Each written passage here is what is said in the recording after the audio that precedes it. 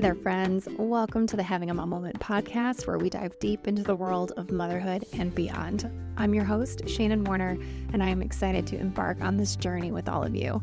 Here's the deal. This podcast is your ultimate sanctuary, your sacred space to hit pause on the chaos of mom life and reconnect with the amazing woman behind the title of mom. Yep, it's all about those precious mom moments because, let's face it, we all need a little more time for ourselves. Am I right? So what can you expect from our time together? Well, picture this. We'll be soaking up wisdom from fellow moms, sharing their stories and triumphs and how they've tapped into alignment on their own motherhood journeys. It's like a mom-to-mom chat over coffee, with a sprinkle of inspiration and a dash of humor thrown in for good measure. We're here to light up your soul, to remind you of your incredible power, and to celebrate the unique spark that makes you, you. Because when we take care of ourselves, we become unstoppable forces for good in the lives of those we love. So join me as we laugh, learn, and rediscover the magic of this crazy ride called motherhood together. Get ready for your weekly dose of connection and encouragement, because around here, we don't just mom. We mom with purpose and power in alignment with our true selves. Stay tuned, my friends. The adventure starts now. Hey there, friends. Welcome back to another episode of the Having a Mom Moment podcast. I'm your host, Shannon, and I am so glad that you've tuned in today. Before we dive into today's conversation, I want to remind you to connect with me on Instagram at Having a Mom Moment if you haven't done so already, where I love hearing from you and love getting to know you and love sharing more empowered motherhood with you. And if you haven't already, please subscribe and rate the podcast on Apple and or Spotify. It really helps reach more incredible women just like you. So here we are back in the full swing of the school year.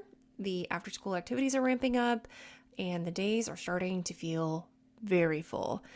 But I am being very intentional about carving out time for myself. And while I really need to get back into the full swing of my morning routine, I have made it a point to schedule in an adult tap class for myself starting here in a couple weeks, and I'm looking forward to having something on the schedule to look forward to each week. And because I put it out and shared it publicly to hold myself accountable, my friend is joining me too, which is even more fun. Last week, we also had the chance to travel to Indianapolis to see Pearl Jam for the 9th time. If any of you are Pearl Jam fans, I would love to hear from you too. Love to know if you've ever seen them in concert. And in a few weeks, I'll be hitting the road again to travel to Kentucky to visit my grandma for her 97th birthday with my mom and my girls. So in the midst of all of this and the back to school energy, I'm doing my best to live intentionally and put things on the calendar that I look forward to. And I really want to encourage you to do the same. It doesn't have to be a trip. It doesn't have to be a class. Maybe you just take yourself on a 30-minute date once a week to go get a coffee and sit in quiet. It can be that simple. Or take a walk around the park. There's this beautiful little park near my daughter's dance studio that while the weather's nice, I do like to drop her off and go do a couple laps around this park with this beautiful lake. And that's time just for me. So whatever you do, just remember you're doing a great job. And it is so important to give yourself so much grace as you transition into another busy school year. Now I am thrilled to introduce this week's guest, Dr. Lakshinie Gunasiri. Dr. Gunasiri is a distinguished pediatrician, devoted wife, nurturing mother, and visionary entrepreneur. Her journey through the intricate tapestry of life has shaped her into a beacon of inspiration for women seeking equilibrium in a bustling world. As the founder of Prowess Coaching, Dr. Gunasiri has crafted a sanctuary where women can unravel the layers of their identity, fostering a profound sense of self that becomes the compass guiding them toward their aspirations. I had such an amazing time chatting with her. I could have talked to her all day long. So I know you're going to love this conversation too. After you listen, I would love for you to reach out either on Instagram, or you can follow the little link right here in the show notes and share any of your takeaways or anything that really resonated with you. Without further ado, let's jump into my conversation with Dr. Lakshinie Gunasiri. Hi, Dr. Lakshinie. I'm so excited to have you here today. Thank you for being on the podcast. Hello, Shannon. Nice meeting you. Very good welcome and morning from Melbourne, Australia. Yes, listeners, this interview took some extra care with scheduling because I believe you're 14 hours ahead. And the first time you picked on my interview scheduler was 11:30 p.m. your time. And I said, oh, no, ma'am, absolutely not. We're not doing that to you. So thank you. I'm glad we could find a time that works. Yes, that's 11:30. Yes, being in a mom, being in the mom space right now. Sometimes I just go with the time that I can find most peace in the house when I've made sure that everyone's done their a happy day and finally go into the bed feeling happy. Oh And my that's when I gosh. sometimes find easy to wind down and be in my entrepreneurial space and creative space. So that's okay. Thank you very much for thinking of me, and that's very kind of you. I'm good. Thank you. Oh my goodness. I have nothing left at 11:30 is late. I was not going to ask, especially a fellow mom to do that. So I appreciate you being willing, but that I was like, oh no, ma'am, because 11:30 my time, I am unconscious and a very deep sleep, hopefully at that time. So we worked it out. Okay. I'm so excited to talk to you. You have a lot of titles on top of mom, pediatrician, wife, entrepreneur. Let's get into it. How are you balancing all of these roles? Well, I'm so glad that you asked about it, because I wasn't balancing until a couple of years ago. I wasn't balancing, and that has been the theme of my life. Because before became a mother, obviously, when you become a mother, you open a new door to another new area in your life that you doesn't come with a user guide, and you just go with the flow and find what you find and do what you do. But before that also, this balance has been a curious point of curiosity for me, based on my own experiences, like right from starting from being a teenager, moving into a medical undergraduate. That's when I started investigating this balance thing, which I now find that does not exist. Mhm. So I've had my struggle, I've had my fair share of the struggles in relation to work-life balance and balancing all the hats we like to wear. There was one thing that was for sure with me. I wasn't just going to do one and then finish that and get on to the other one. What inspired me was I was in third year of med school, and then I was crying every day. I was getting bullied every day, and I was having a very bad time. That is quite different from what I expected it to be. I thought that being the high achiever, I would just cruise through and would have everything with Mr. Right coming my way, and like all the rosy things happening in one straight line, which obviously did not happen. Then I was like, okay, now I had to do this, I had to do that. How do I just balance? How do I just balance? I don't want to give up on my studies and my passion for medicine, to be someone's girlfriend and then move into be someone's wife and mother. I did not want to sacrifice my fun part of life to be doing the studying that's not considered fun. So there were so many clashes, and I realized very early that it's just a clash of what I want. Like something that I really want is clashing with something, another thing that I really want. And how do I stop this clash? Because I want all, I want everything. I don't want to be stop to be a mother, to be an entrepreneur. I don't want to stop being an entrepreneur to be the medical professional serving people. I don't want to stop one thing for another. So how I found balance is that I realize all this is something I really want, something that I have taken on. Then I had to ask myself a question: what do I really, really want? And how do I want to live? Am I living with other people's definition of me, or am I living with my own definition of me? And then if I'm defining myself, how do I define myself? Like at one point, I'm a mother. Do I have another way of defining? At one point, I'm a doctor. And then at one point, the entrepreneur, author, coach, like there are so many. And then the balance came when I realized that I have these two compartments where I broadly call them work and life. What's in life was not in the work. And then when I looked at it from a sort of like a helicopter point of view, what are the things that's in these two compartments or two ends of the scale we are trying to balance so hard? Everything that was in there was something we wanted. It's just we have put two different labels to it. The interesting thing about how our brain works, because the brain works labels so that it's easy to categorize and present information to you.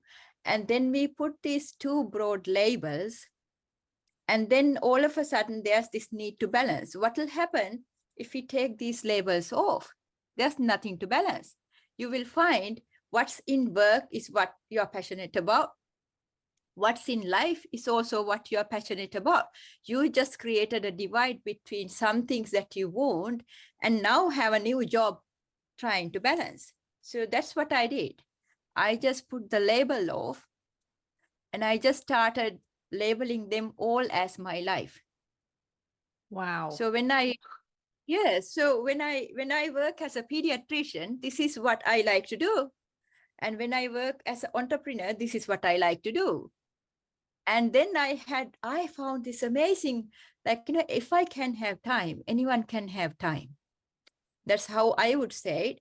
I found this unlimited time, and I can now without regret, because when I was in the work compartment, I was regretting that I did not have the life. When I was in the life compartment, I was regretting that I didn't do work. So there was no regret anymore, because 24/7, whatever I do is something I like. If I sleep, because I like sleeping, because I like having a rest, fine, get up the next day. I am fascinated. Really, just removing the label and it shifts everything. That's so interesting. So how old were you when you figured this out? Like, how long did it take you to figure that piece out? Well, it took 2 decades. Okay. I started this questioning myself when I was in the third year of med school, and 22 years later, I figured this out because I was so burnt out. I was a mother of two. I've got twins. They were very young. I'm like, they are now 6. So Okay. they are now 6, and they were like 3 or 4 at that time. And I started being a pediatrician. I finished my training years and I started becoming a pediatrician. Then I was working for a public hospital. I was building my own private practice on the side. And then I was forever interested in personal development, NLP, and I taken on a course and I finished it. So I was a newly launched coach. And then I was everything. And then I had these exhausting moments at the end of the day. I wish there was someone to take care of me, but there was none, and there's no one. And then I was like, what is this? What is this? Because all I wanted was a good life. And I have this good life now. Like, I have money, I have children, I have a fabulous husband, I live in Melbourne, I have a house. I had everything other people dreamed about. But then I wasn't living it. I was having a struggle in that dream. I wasn't enjoying it because there was no time to enjoy. It was all about creating, achieve. So then I realized that I had been running away from things. And that's what I did at that time. When I had everything I wanted around me, I wasn't enjoying it because my goal was to run away from certain things. Now, how did I end up running away from the nice big life I wanted? Because I had a goal in my head that I did not want this. I did not want that. So I was running away from certain things that I did not want. And as your brain works, the brain doesn't hear do not want thing. Right. The brain only sees what you don't want. Like, Right. I don't want to be poor. Thank you, Lakshini. I am making you poor. I don't want a bad relationship. Okay, Lakshini, we are having a bad relationship because the brain doesn't take the word no. It doesn't understand no. So that is why when we run away from things, we actually make that very thing that we are running away from our goal. So I just had to shift my thinking, and I decided hereafter I'm not running away from anything. Instead giving it a different tone, as opposed to I do not want to be poor became I like to be wealthy. Mm-hmm. I want exhausted life, meaning I like to do things comfortably. So even though those were the things that you superficially think, sometimes deep within you, you are running away from some sort of a bad experience you had. And then when that happens, you're forever running in this, like, it's like a hamster on a wheel. It never ends. So when I realized that, it was such a massive blessing. I realized I've been running away from all the things that I did not want because I didn't put it into words that way. Like, I didn't address my brain. So if you want something, you have to tell your brain clearly using a word that you know. If you can't say it, you can't have it. If you can't say it, you don't know it. If you can't say it, your brain doesn't know what you want. So you only have the things that you can name in your life if you think that way. Mm-hmm. If you can't name it, you don't have it in your life. Wow. These conversations and the timing are never a mistake. I needed to hear a lot of this, so thank you. It's fascinating. As someone myself, I feel like I've done a lot of the mindset and the spiritual work. Yeah, there are things that I'm definitely focused on not wanting in my current reality. So that's quite interesting. So thank you for bringing that to my attention, and whoever of the listeners needed to hear that today, because it is very real. And I know this to be true. Like, this isn't shocking to me or the people who've been doing the mindset work, maybe some of the spiritual practices. Sometimes you just need the reminder, though, or to hear it in a different way for it to click, and it's clicking. So thank you for that. How quickly did you notice the shift when you went from focusing on what you wanted instead of what you don't want? Oh, it was very quick. Mm-hmm. It was so quick. Maybe because I had been working many years before that on that. I'm not too sure, but it was very quick. The quickest, the biggest blessing was I wake up thinking, oh, I have enough time. Like before Mm-hmm. that, it was like, time is very important to me as a doctor. So we all, like, we are very used to, we are hardwired to work within seconds. Yeah. And that is one, like, my medical brain thinks time as tight, like we can take a few seconds as a long time. But still, I wasn't taking years as a long time. Like in reality, I was this medical professional trained to do things within seconds. We only have minutes before we save a life. We fraction it out to seconds. I have to do this step within seconds. With a blink of an eye, I had to do this. And we are well trained to do that. But in real life, I used to wake up thinking, oh my God, I don't have time. I did not have time to do anything. And then the moment I realized I have to give this a different theme, what happened to me was I realized that I really have to have a positive goal. Like, not only me, people have to have a positive goal in their life. A goal. Without a goal, you're wasting time. Without a goal, you are taking on other people's goals, and you are donating practically your time and your life to other people's desires. Oh my gosh. And then when you have a goal, you have all the time in the world, because when you have a goal that's so interesting to you, that keeps you interested and doesn't make it, like, when you have a real goal, that goal doesn't make you tired, it makes you grow. So you don't have to take a vacation. Like, I used to be this person, I used to work, and then go on a holiday. When I'm on the holiday, I don't remember work. And then when I come back from holiday, I get into work and I don't remember my holiday. Mm-hmm. Like that, I'm sure we all share that. Like when we are after a vacation, we just moan and we grumble and we regret having to go back to work. But work is what keeps you alive.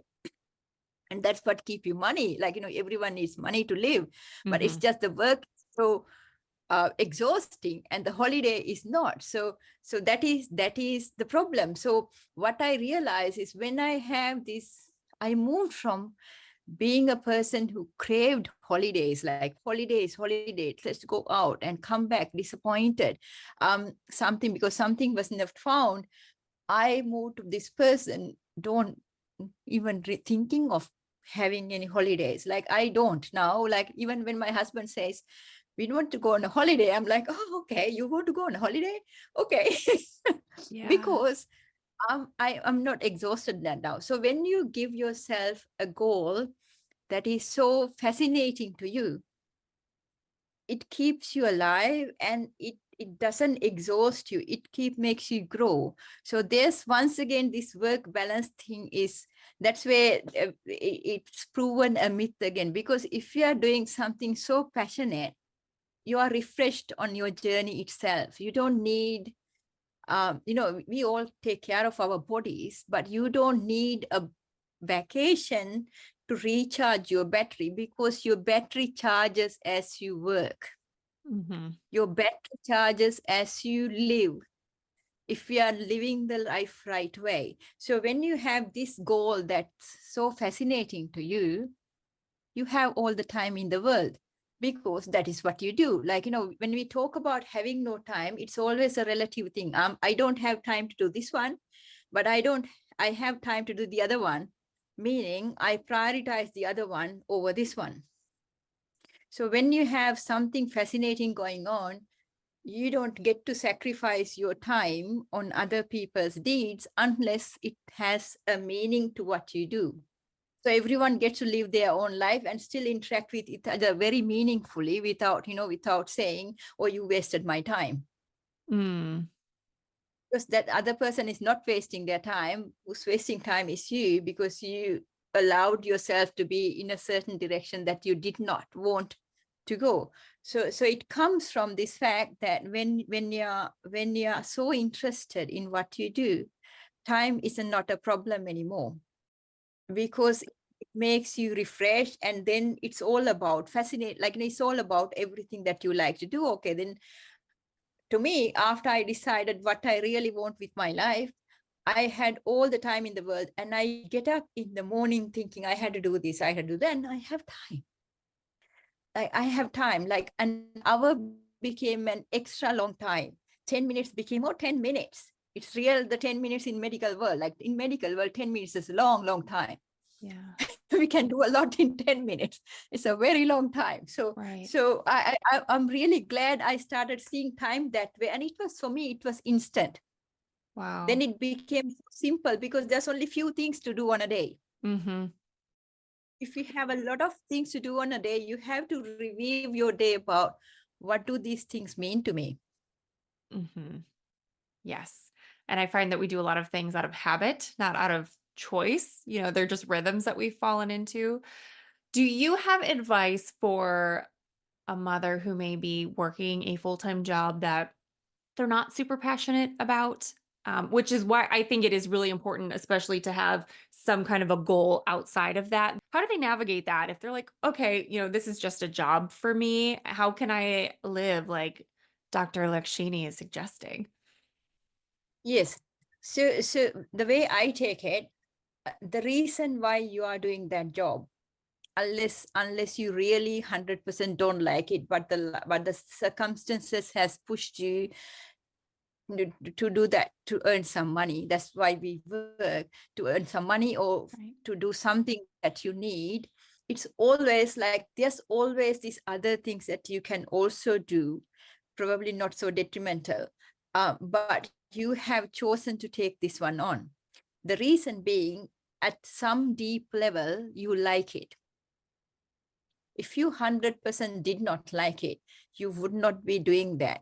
So you liked some aspect of it, at least the money that comes with it.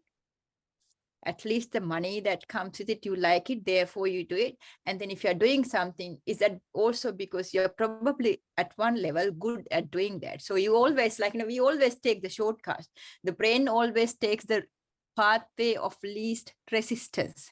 Right. So the pathway of least resistance to earn that much of money or the fulfill the need that you have is to do something that you are capable of doing and you like at a certain level. If you did not like it, your brain is not going to show you that. So if you're doing a hard job, probably because there's an aspect of it that's you're drawn to it. When you mean I don't like it, you don't mean you don't like it 100%. What you mean is there are certain things that can be improved there. So the question, like when I was in early stages of my career, I used to be this, I used to really love saving lives. So I tended to choose jobs or positions that let me resuscitate people, resuscitate babies, and, you know, clearly save lives. And that means I was working evening shifts, night shifts more, because that's where that sort of work has. And then after I got married, I was like, I can't do this anymore, because now I have to think of a different life, because the way I expected marriage and the married life doesn't really have me going away at nighttime, saving lives. And I started soon not enjoying this. Like this was something I enjoyed really, really much. Like, I did not care the sleep deprivation. I did not care the hunger or the full bladder. All I cared was the next day and I come, I think of, oh, that was fabulous. I did this to pay patient, that sort of thing. But then that is one thing I really enjoyed became something I was dreading to do and still was having to do in the transition phase of my career of being a junior doctor to a consultant and to a mom and a wife. So at one stage, I really liked it. The next stage, because my needs are now different, I do not like it and no plan to go back to that. So it's the same thing. You like some aspect of that. You have to learn from what do I really like here?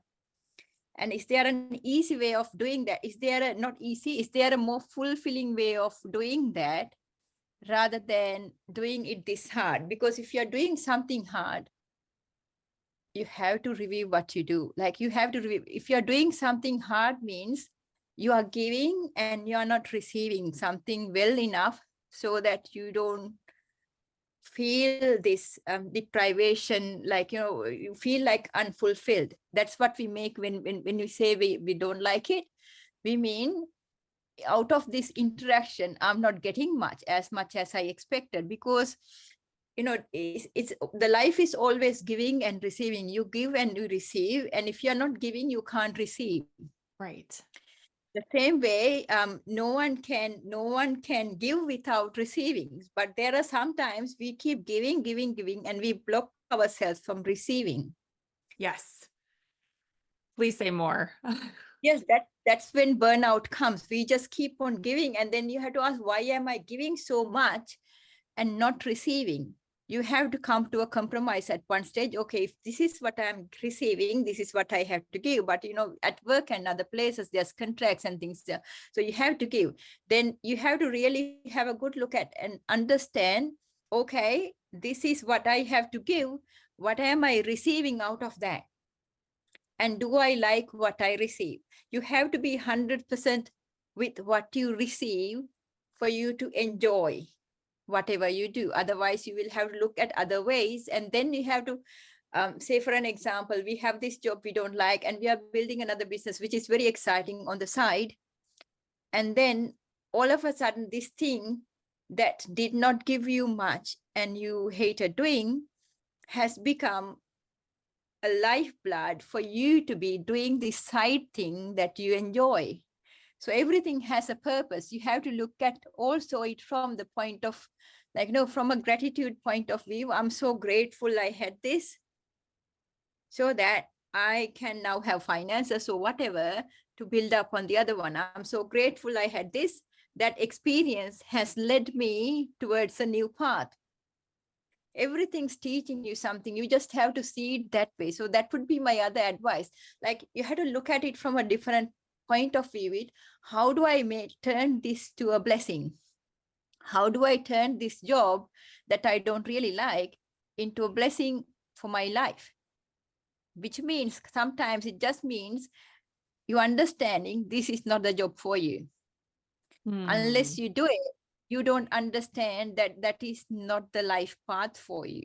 So that is actually my motto I had. Like, it didn't come, like when I was young, it didn't come from a point of gratitude. It came from a point of anger. Like, I'm like, okay, you did this to me, see what I do to you, and I go and prove myself. So later on, I was like, why am I angry all the time? And why does this anger seem to give me so much energy? Like, because you got used to doing things out of anger.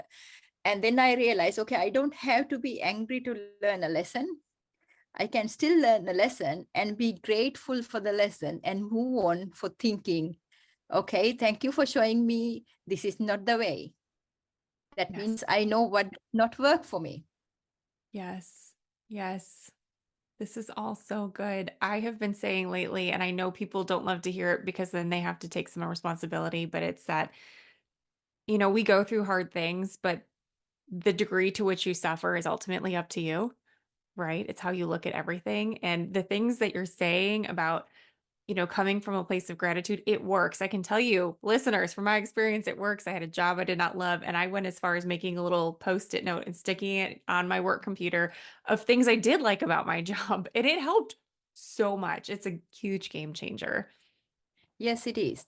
It is because you have to look at life that way. When you look at life that way, you don't have to be angry or sad or upset or anything. That's I learned after 20 or 2 decades or 3 decades, whatever you put it, of suffering.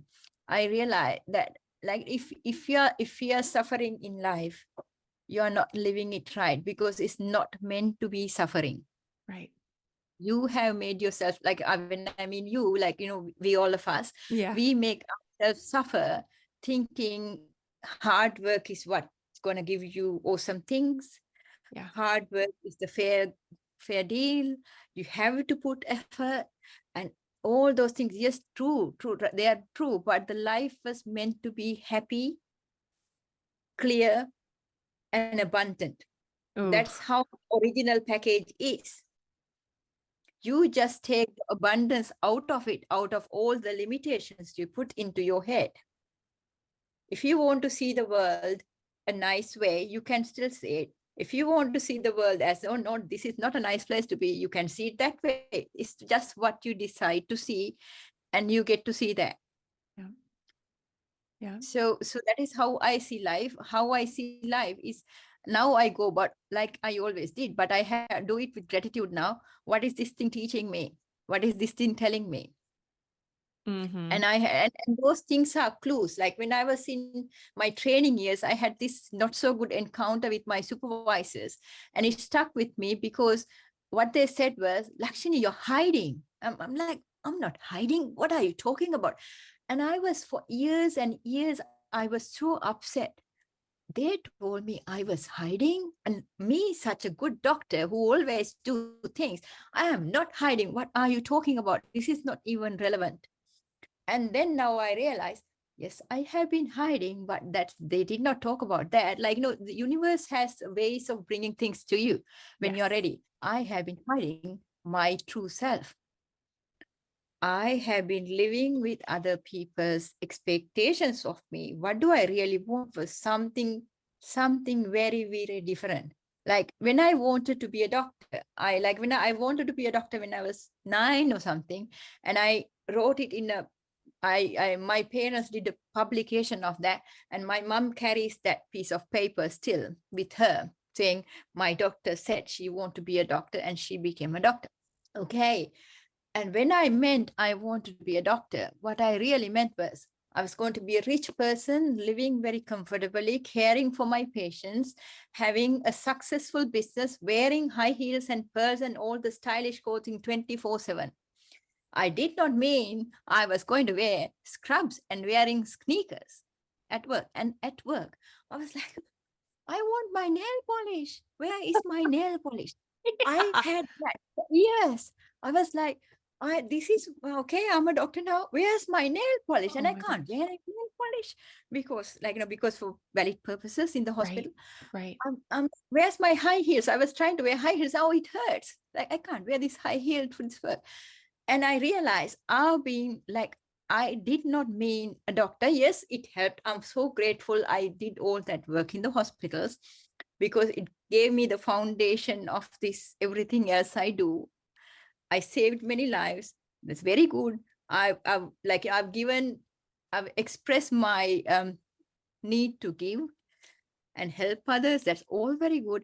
But I actually did not mean a doctor being in hospital attending emergency. That's not what I meant when I was 10. And I was in my 20s and 30s, I was doing that, and I was feeling exhausted, and I was like angry with everyone. So yes, I had been hiding, and I'm grateful that person pointed it on my face and said, Lakshini, you're hiding. You're hiding. I was like, where did this word came from? How is that valid even? I don't know what you mean by hiding. I'm not hiding. But I was hiding. I was hiding my true self. So that allowed me to create a different lifestyle of how do I want to, spend the rest of my career.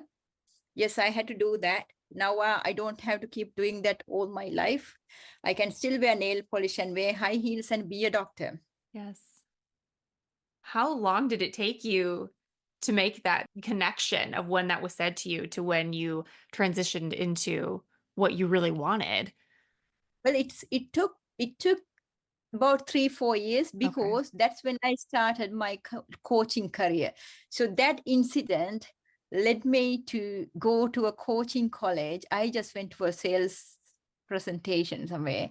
That incident led me to go to a coaching college. But I was thinking for years of that. Like, I was planning to do coaching ever since I was in med school. Like, that was one thing I planned. But this is how life brings what you wanted. And I had it in my mind, and I was never doing anything about it. And then this word hiding diverted me to be this life coach, learn all these coaching secrets that I always wanted to know from, like, that 23-year-old who was crying every day, getting bullied, really was looking for answers that came from the coaching world. Until then, it did not make sense. It was around me, but it did not make sense.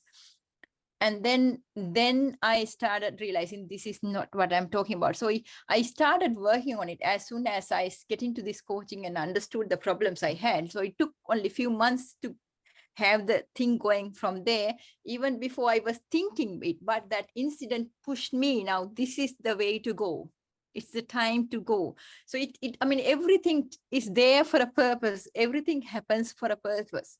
Although sometimes some things are bad, that's probably the way that you had probably not listened to what was meant to be doing. So we are all responsible for all the bad and the good experiences we have. So everything happens for a reason, and we just have to open our eyes to it that way. Why is this happening? What is the purpose of doing this? Like, what is the purpose of this? There's nothing called good or bad.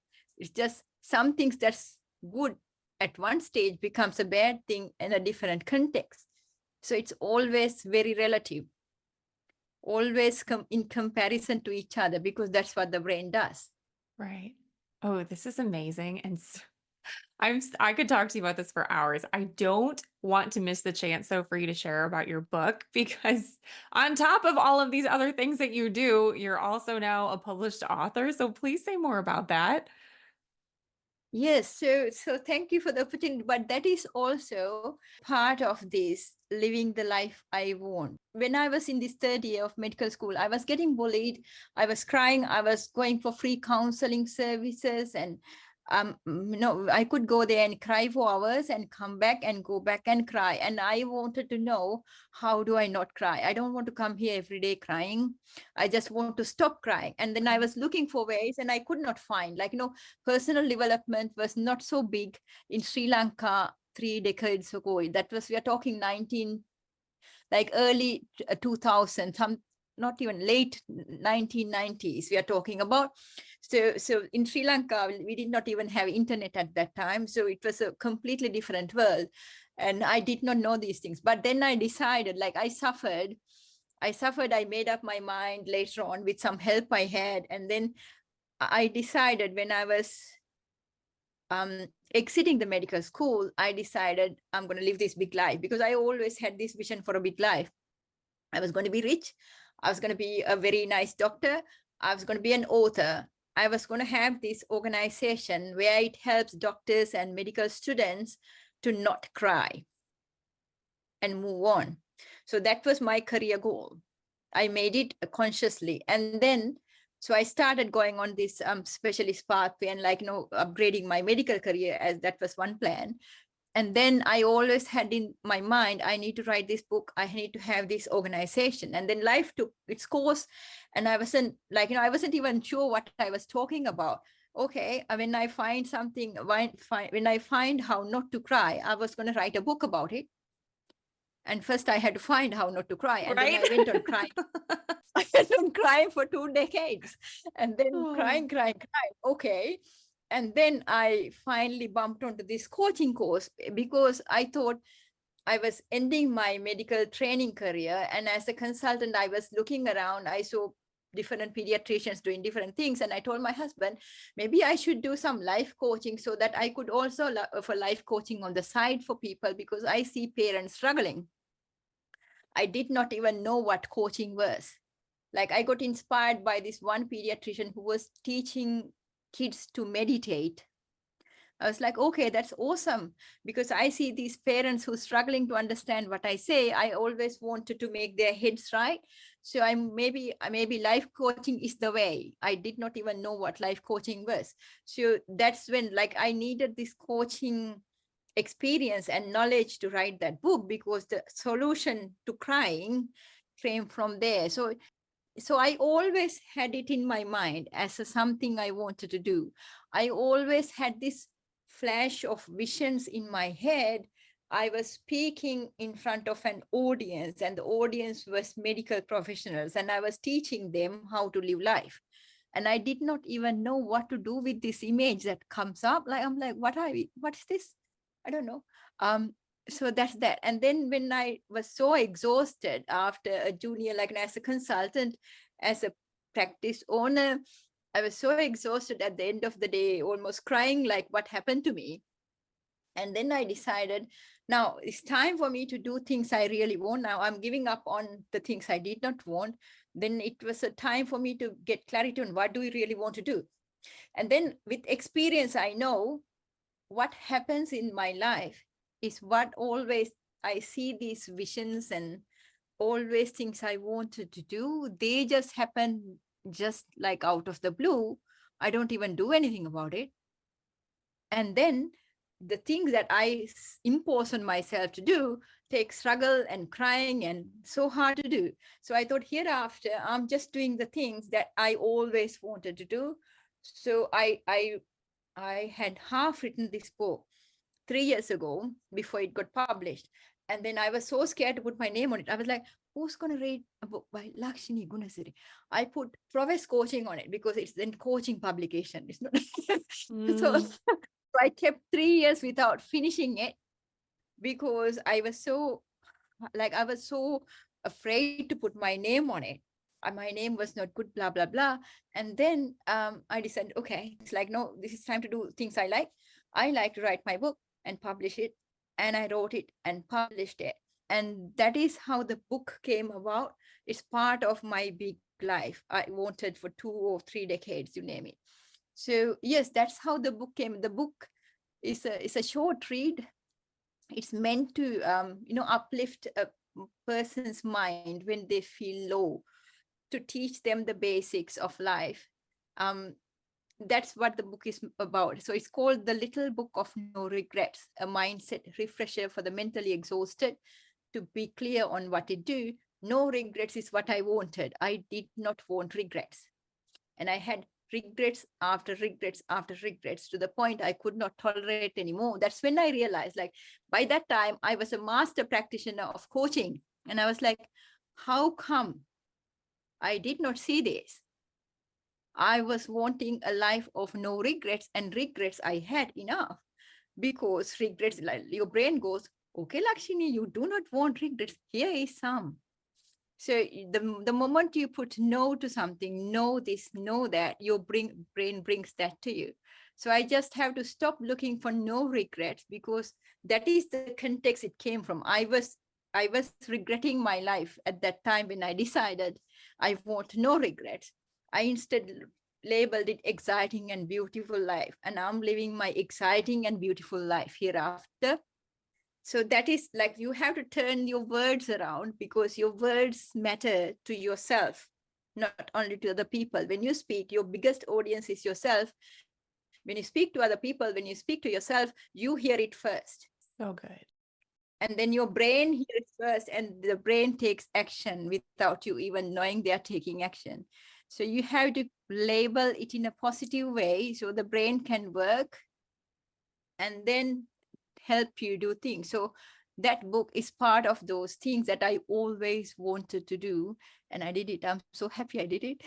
I love that so much. I love it so much. Can we talk for just a moment about the vision piece? I know not everybody will resonate with that, but I'm someone too where I just have a picture. It's like a download and I'm like, I don't know what this means, but we'll see. And I had it was early last year or the end of the year prior, and I saw myself having remote conversations, deep conversations with women, and I was like, I have no idea what that means. And then the podcast came to be and it clicked one day and I was like, oh, here it is. This is the thing. So can you talk a little bit about visions and how they come into play or the downloads, what that looks like for you? Yes, so I had this vision. So one thing I did that with visions, because it was like years for and years and years. I was speaking in front of this audience in my medical school, and in the audience were my teachers, my colleagues, and also the future, new intakes of medical students. I was teaching them how to learn with ease. That's exactly how to learn with ease, because learning with ease was not what I had in the medical school, but me being a high achiever. I have a good record of learning if someone want to challenge it. But then learning became a problem in medical school because my head was all over the place. And then I don't say I didn't see a relevance or anything, but the social compartment was all over the place and I was crying, so I could not focus, and I lost focus means I had lost everything. How I respected this vision, because when I see something like that, I see, okay, this is not something I'm making up, because sometimes we make up visions. Like I'm a very visual person, so my goals, everything I need to see. Like most of us are very visual. So when we close our eyes, we can see images. Those images are our thoughts. Like when I was very young, I was like, what are these things I see? I don't know what these things are. And then I realized this is me thinking. It took long years. This is the images. This image is means that I had this thought. This I see what I think. Okay. Now and then this image is not something I made out of fantasy, because I'm known to be in a fantasy world from very little. I was like I get fascinated into a dream world and I can keep dreaming, but those dreams happen. That is what I realized. When I keep dreaming just for fun, they just take place. I don't have to do much to do that. And then I used that vision as a way of getting into medical school when I was younger. It was much very difficult times I got through to medical school because I envisioned being in the medical school for years and years and years, leading to that. And I just cruised into that, because it's not only my exam success that mattered at that time. I had so many opportunities leading me to take this. I take it without even question. I get taken, that's how it goes. It's so spontaneous. I landed in the medical school. And like that, there was this vision that was like me standing, and I was like, okay, I need to do something about it. So I took a course in public speaking. And then the vision continued, because then I was like, I'm not going to be a public speaker. Excuse me, I'm a pediatrician. Okay. And then this vision kept coming. And then I decided this, when I gave up on this fighting about what I do, I just said, okay, I'm going to be in public speaking. I started doing, if you go on my Facebook, you would see I started doing these amateur videos and all that, because just to get myself out and make myself comfortable so that I have something to say. So I have, like, the way I understand it, I have a message to say, and I have to say it. That's the direction of my life. And one time I was even questioning, who am I? We don't know who I am. But there's this life deep within you that is trying to come out. And then this life speaks to you in different ways. Do this, do this. You are not doing that right, meaning your life is hard. This is the easy way. Just do it. This is what's meant to be. So I have had these visions. And what I do about them is I just do what they say. So right now, my pediatric practice, that was a vision that went for years, few years before it came, like, and it came very quickly, just like, and then I realized, okay, I have done that. I have done it. Like, that's how you realize it. It's not like you're doing something and realizing I reached the goal. No, you just keep thinking of these things. And one day you land there and realize, oh, I have done it. And that is the same way sometimes when you have bad habits, you get into trouble. If you look backwards with where you got into trouble, it is always something you thought it would be. So that is how in some people visions is what they think. I now realize that as after learning my NLP and hypnosis and all that. So the vision is something yourself that you like to do, or some, your intuition showing your way. Is you need to respect that, and then it's sort of like telling you this is the way to go. So if for you are having deep conversations with women, I think you are doing it now. I think you are doing it now. So you can probably elaborate on that, or maybe that is the way to go. So it's sort of like reassuring. So I know what's going to happen in my life. I just have to not fight it. Right. I just have to not fight it. But what I go by is when you realize something and when you start doing something, is the right time to do it. Because you think, you have a good vision and you have a good plan for a good end. You have no evil end for anyone. You have to get in there. It doesn't happen in one day, everything, because that's how the world works. So when your mind speaks to you in these visions, you need to do it. Mm-hmm. Or that shows your deep desire to do something that you really, that's the pathway of least resistance. And I realized after I started doing these, weekly small talks on Facebook, I realized how much I like it. Like, I was like, if I could not do it for one day, for one reason, I'm like, I miss something, like a big thing is gone. So I realized that talking about personal development is what passionates me, what fires me up. So I like to do it more and more. And that's what I do. Like, there are certain things that I'm still not doing right. And then having a fight over it. And I question, is this something I'm passionate about? Or what is the fight about? What am I not doing it? Part of me want to do that. Part of me doesn't want to do that. Where is that part that doesn't do that? Why is that? There has to be something good about it too. So it's always about, it's a review process. Life is a continuum and it's a review process. There's nothing right or wrong. You just have to turn back and see where it's gone wrong and then make it, because something that's right at one point is something that's not right at another point of time. So everything's absolute, not absolute. Everything's relative. Right. Oh, you're so right. I think if anyone feels stuck, any of the listeners of, oh, I have a vision, but I don't know where to go, just take a step. Just take a baby step in that direction. And often the next step will reveal itself sooner than you would think. It's right there, and maybe you started here and the vision was going to take you here, but sometimes it takes you, in the other direction. It's even more magical than you Yes. would have realized. But if you weren't stepping this way, you would have never gotten off the couch, so to speak, in the first place to head in the direction of what's destined for you. So that's so juicy and so good. Oh, thank you for all of that. Pleasure. Oh my goodness. I literally could talk to you all day. This has been fascinating, but I do know that you eventually have to get to work. So That's could you right. please tell everybody where they can find you or how they can work with you? Yes, so I'm available on Facebook. It's Dr. Lakshinie Gunasiri or Prowess Coaching. Prowess Coaching, there's 2 accounts. And I'm available on Instagram, Dr. Lakshinie Gunasiri, once again. And there's a prowesscoaching.com.au website. I'm in LinkedIn, Dr. Lakshinie Gunasiri. So those are the places that people can hang out with me. And we'll link all of that and the link to your book as well in the show notes so everyone can find you. Yes, thank you so much. Thank you, Oh Shannon. my gosh, you're a powerhouse. You're really amazing. Thank you for being out there and shining your light. I think it's really important. Thank you so much. Thank you so much, Shannon. Thank you very much for the opportunity. Nice meeting you. You too. Thank you, Dr. Lakshinie.